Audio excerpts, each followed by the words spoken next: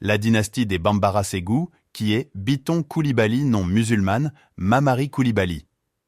Le véritable fondateur du royaume est Mamari Coulibaly, connu sous le nom de Biton, 1712-1755, qui crée l'armée avec laquelle il bat les Soninké et les Massassis, refoulés au Kaarta. Sa mort est suivie d'une période de troubles jusqu'à l'avènement de Ngolo Diarra, fondateur de la dynastie de ce nom Diarra en 1770. Les différentes versions se rejoignent sur le fait que Mamari Biton Coulibaly, né vers 1690, fils de Sounou Sako du clan des fondateurs de Niamina, arrive au pouvoir en 1712. Alors qu'il n'est qu'adolescent, Mamari s'installe avec sa mère au village de Ségou Koro et se fait rapidement remarquer pour ses qualités de meneur d'hommes.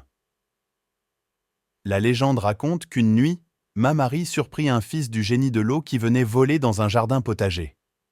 Après lui avoir demandé de l'épargner, le petit génie l'entraîna au fond de l'eau et lui présenta sa mère. Reconnaissante, celle-ci promit un vaste empire à Mamari et lui donna le pouvoir d'entendre les confidences les plus secrètes en déposant une goutte de lait de son sein dans chacune des oreilles. Il crée rapidement autour de lui un cercle politico-militaire, Ton en langue bambara. D'autres tons voient également le jour dans d'autres villages alentours. Mamari finit par unifier les différents tons et prend la tête de la nouvelle fédération. Il prend alors le surnom de Biton. Il ramène alors au sein de sa fédération des individus contraints d'adhérer au ton. Ils deviendront les Tonjon, esclaves du ton en bambara. Avec l'aide de cette nouvelle armée, Biton crée aux environs de 1712 un État centralisé, le royaume Bambara de Ségou. Il se taille rapidement un petit royaume. Ses rivaux font alors appel au roi de Kong pour attaquer le jeune souverain en 1725, mais les Tonjon, avec l'aide des Peuls et de son beau-frère le chef de Dina, Waradiana, remportent la victoire. Biton agrandit Ségou, devenu port commercial, et fait venir, de Djenné, des architectes pour ériger un palais. Il élargit plus tard son royaume au fil de conquêtes successives.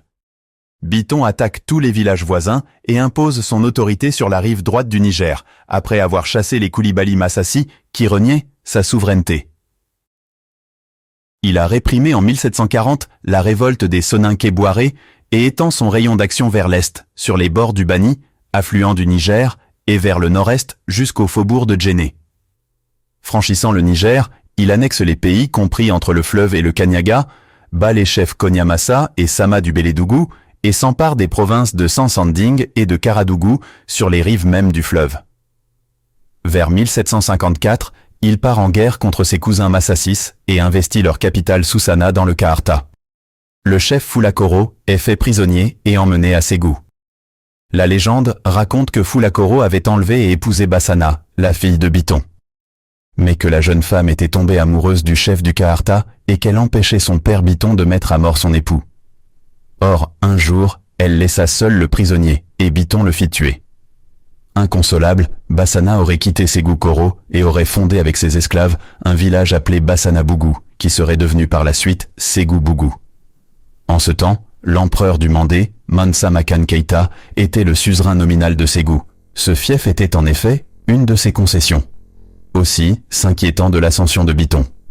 Mansa Makan Keïta assiège la ville de Ségou, mais est vaincu par le roi Bambara. Il est donc obligé de reconnaître Niamina comme limite de son empire. Les échos de la puissance de Biton et son royaume vont désormais au-delà des frontières.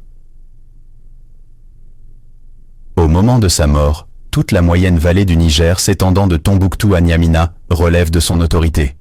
Sa puissance est telle qu'elle aurait même inquiété le sultan du Maroc El-Rachid. Biton s'était fait bâtir à Ségou Koro par des architectes de Djenné, un grand palais à étages dont les ruines ont impressionné les explorateurs français Mage en 1864 et Soleillet en 1879. Il fit également construire pour sa mère musulmane une mosquée à Ségou Koro, qui existe toujours. Le grand Mamari Biton Coulibaly meurt en 1755 du tétanos, après s'être blessé au pied en marchant accidentellement sur une pointe de fer. Sa tombe existe toujours à Ségou Koro, à l'emplacement même où le souverain s'asseyait sur une peau de bœuf pour diriger son conseil.